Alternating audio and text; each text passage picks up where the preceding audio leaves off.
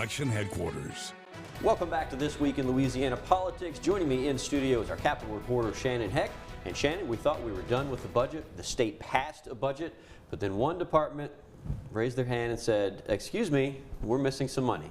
Right. The Department of Health, they had sent all their people home basically about 5:30 on the last day of session. They thought, you know, they were all good, but the Secretary of LDH came back and told the Health and Welfare Committee on the Senate side this week that he got the call saying that they were cut $100 million. That's a lot. He says that he thought it honestly was a joke. What, so it wasn't a joke. They found out and then they had to fix it, right? Right, so now the plan is, how do we fix this? Because most of the legislators who have learned about this cut have been against it. It was a decision that was made in the conference committee, which is a small group of three representatives, 3 senators, to try and work out some of the differences between the House and Senate amendments and then bring it back to the full House and Senate to pass it on the last day. But there was a lot of these little changes, such as the LDH cut, that some of the senators on that conference committee didn't know about. So they are kind of pointing blame at the House for doing this. So they weren't cutting to be mean. They were cutting because they were trying to pay down some debt?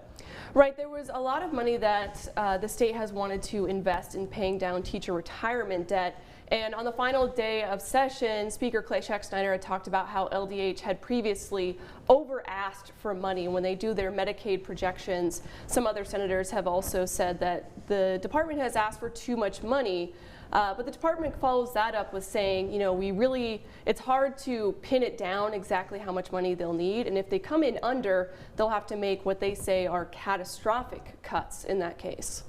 So this has a big impact because we're talking about hundreds of millions of dollars. Right, so it's not just the $100 million from the state funds. So the federal government offers grants for a number of programs and the state has to match those grants. And if they don't, we lose that federal funding. So LDH says that it's upwards of $800 million that the state really could be losing out on. That could mean cuts to mental health services, pediatric health care, and a number of other things, because it's very limited in what they can cut legally, and also in the budget there was very specific language of where they could not take this money from. So how could the leadership miss this? It's not clear. It is said that President Page Cortez was not aware of this, or if he was not in favor of it, and so he was asking senators in the last few minutes of session, please just pass this. Senator Bodie White, who was the chairman of the Senate Finance Committee, admitted at this Health and Welfare Committee meeting this week that he should have returned the bill to the calendar, that the state should have gone into a special session to fix these budget issues. So now they're calling on the governor to veto this cut part, but you also have to cut and fill in that money from somewhere else because we have to have a balanced budget. So the question is, else is he going to cut to put that $100 million back into LDH? And I imagine that's a work in progress, but you attended the meeting that they had because of this, and the good news is the lawmakers saw just how devastating this would be, and they appeared to be concerned, right? Yes, it was very emotional, intense meeting. Senator Sharon Hewitt, who was running for governor, she brought up the points that she believes that LDH had over-asked, and that $100 million out of their $20 billion budget is not that much. But other senators who also had lived through the cuts post-Jindal years were very upset, and they had to go through these discussions of cutting programs, people who would be impacted by this heavily, potentially losing lives.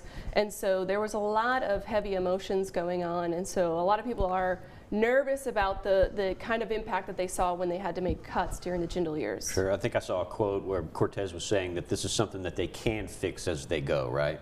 Yeah, it's certainly the hope that they're going to try and fix as they go. The governor has said that he's going to do everything he can to reduce this impact. So it sounds like he's going to line item veto something else, potentially some of those retirement debt investments, because the state has such a big surplus right now. So Bodie White also said that he was shocked that this would happen in a year where we have extra money and are making one-time investments. So he doesn't understand why cuts had to happen. Right. All right. It's a process I know you'll keep an eye on. Thank you so much, Shannon. Thanks, Fred.